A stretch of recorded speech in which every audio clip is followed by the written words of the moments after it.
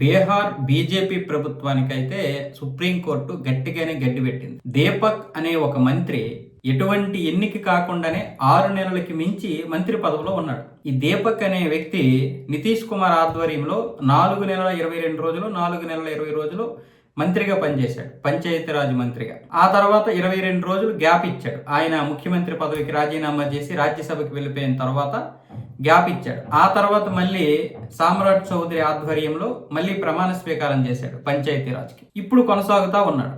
అంటే ఒక వ్యక్తి ఎమ్మెల్యేగా కానీ లేదా ఎమ్మెల్సీగా కానీ ఎన్నిక అవ్వకుండా మంత్రి పదవిలో కొనసాగకూడదు.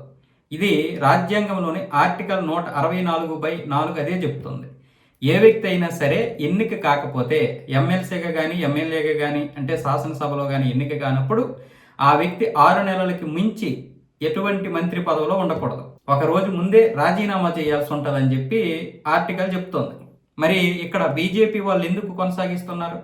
పైగా అంతమంది ఉన్నప్పుడు ఎవరికో ఒకరికి ఎన్నికైనటువంటి వారికి ఇవ్వకుండా ఇలాంటి వారికి ఏ విధంగా ఇస్తారు? ఇది ప్రతిపక్షాలకి ఒక అవకాశం ఇచ్చినట్లే కదా విమర్శించడానికి. ఇప్పుడు ఈ విషయం గురించి సుప్రీంకోర్టులో పిటిషన్ దాఖలైతే సుప్రీంకోర్టు దీనికి నివేదికలు ఇవ్వమని చెప్పింది.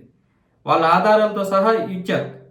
ఇప్పుడు దీనికి బీజేపీ ప్రభుత్వం సమాధానం చెప్పాలి. బీహార్ నుంచి మీకు ఎన్నైనా ఉండొచ్చు, ఆ దీపక్ గడు మీకు పెద్ద ఇదైతే కావచ్చు, కానీ డైరెక్ట్గా క్యాబినెట్లోకి ఎలా తీసుకుంటారు? రేపు పొద్దున్న ఇంకొకరు ఏ విధంగా విమర్శిస్తారు?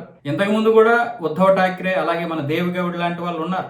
కానీ వాళ్ళు 6 నెలల ముందే వాళ్ళు ఎన్నికలో ఇదయ్యారు, గెలిచారు. శాసనసభలో గెలిచిన తర్వాత ఆ పదవుల్లో కొనసాగారు. అలాగే ఇలా గెలవనటువంటి వారు ముందే రాజీనామా చేశారు. పారదర్శకత ప్రతి దాంట్లోనూ ఉండాలి. ఈరోజు మీలాంటి వాళ్ళ కోసమే కదా కొట్లాడుతున్నాము. ఇలాంటి చిల్లీ పనులు, పనికిరాని పనులు చేయకూడదు. ఇది తప్పు, ఎవరు చేసినా తప్పే. అది ప్రశ్నించగలిగేటప్పుడు అందరినీ ప్రశ్నిస్తాం. బీజేపీ వాళ్ళు చేస్తే మాత్రం రైట్ అయిపోద్దా?